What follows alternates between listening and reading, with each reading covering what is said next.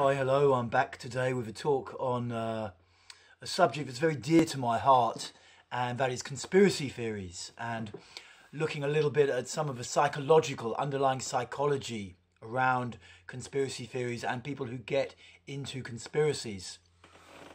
And by conspiracy theory, I mean, these popular ideas. There's a lot of it around now. Certainly the last 20 years, they've been very predominant.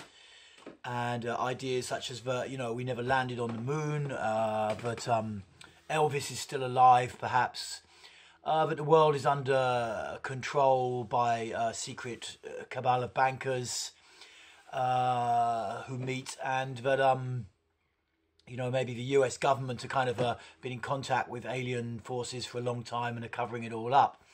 And, my intention here is not to ridicule or pass judgment or promote or say yes or no to any conspiracy theories, but just to look a little bit at a psychological perspective as well, because it can be very useful. It was very useful in my life.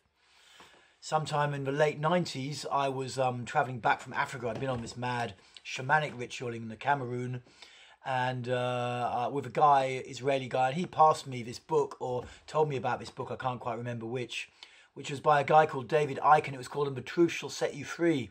And I thought, and I sort of said, yeah, he was like, you need to read this book. It'll really open your mind, man. And so I made a note of it, or I took it off him or whatever. And I sat down and read it. And David Icke was like a British sports presenter who, the traditional record is he went a bit crazy and started to talk about alternative history of the world and secret organizations controlling stuff. And I read it and I was totally into it, and it made complete sense to me. And I was utterly convinced, it just seemed very, very reasonable, actually, and really quite together for this pattern of what had been going on in the background of the 20th century. And in terms of political control and manipulation around the wars and big business and finances and control, essentially, it all made sense to me. It seemed like, wow, this is just the truth, and I totally haven't heard this history before. All I've heard is the stuff from the mass media and what I learned in history at school and this kind of thing. And so I was utterly convinced, and for about 4 or 5 years, I was totally into the conspiracy scene. When I get into something, I get into it. I'm not so much a bystander. I was promoting stuff and writing stuff, and online and in publications and that, and was really, really interested and fascinated by it, and totally hooked up in it, and utterly believing it. And what happened at some point, after about 3 or 4 years, it wasn't so much that I questioned the content of what I was believing, that there was a big manipulation going on in politics and control and stuff. It was rather I became kind of interested, well, why am I so kind of busy with this, and why am I so determined to convince other people that there's a conspiracy going on? It was like slowly I was kind of waking up a bit and starting to look also at my own life, not just at the world out there. And I started to notice some kind of, the idea started to enter my awareness sometime, like, what about my childhood? Is there a tie-in? Why suddenly am I so, spending hours of my day on the computer reading and writing conspiracy material? Why am I doing that?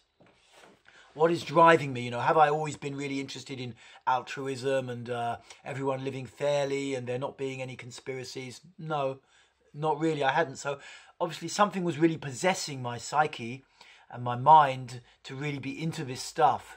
And I started to notice quite strong parallels with my own childhood and my dad in particular, who when I was growing up I perceived as extremely controlling, but I didn't have enough control over my own life. And, this kind of inspired me to get more into therapy and to start to do some more emotional expression and body-based stuff. And I got involved with therapy for quite a number of years. And what I noticed was my need to believe in conspiracy theories dissipated quite a lot. It wasn't that I totally didn't believe them. It's just that there wasn't the level of emotionality locked up in them any longer. And, yes, the world might well be under the control of some secret cabal, or it's trying to be under there. They're trying to be in control, yes. But I wasn't so possessed with telling people about it that they had to believe this and that they had to do something.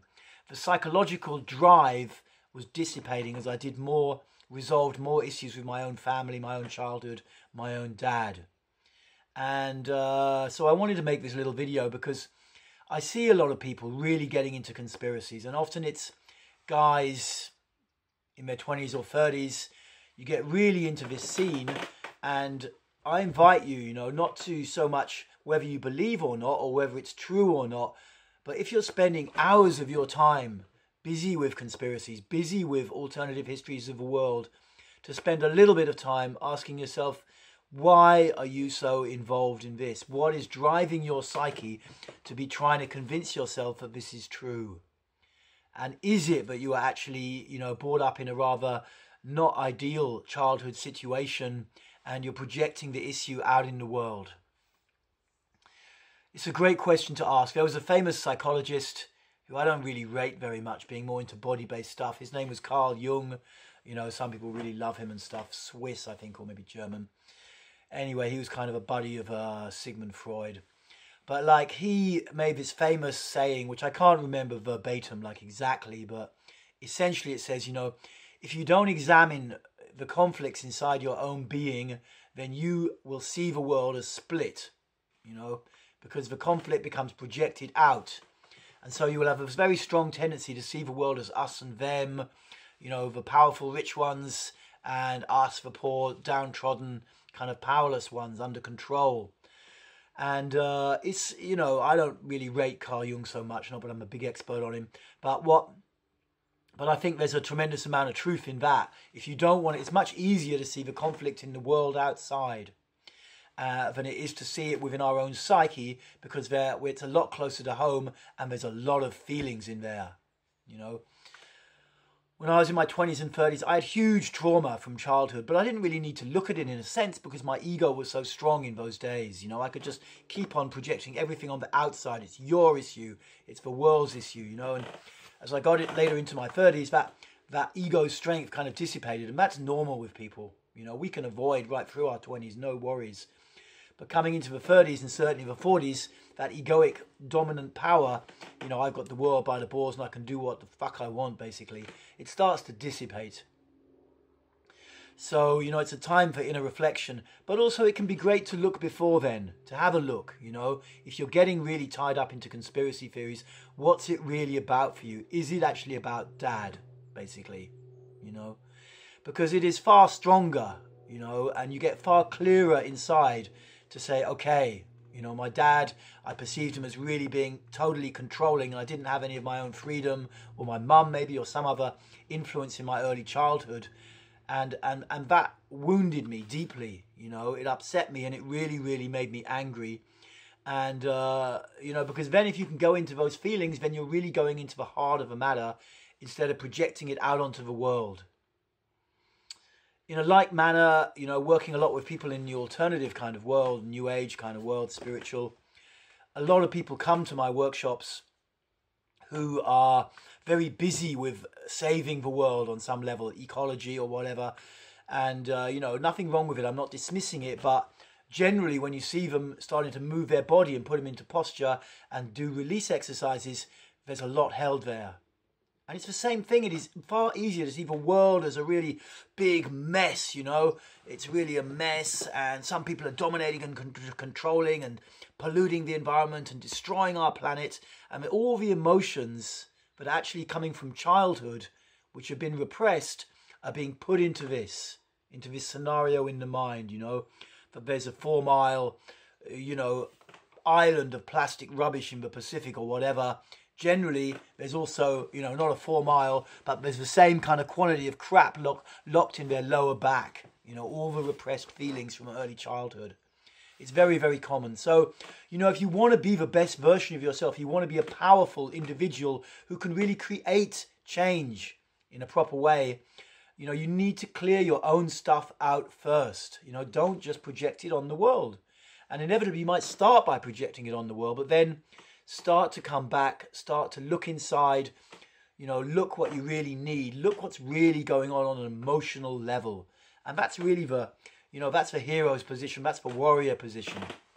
Because of course it can be that we need to change the world. But if you're just projecting your childhood stuff out, it's not going to happen.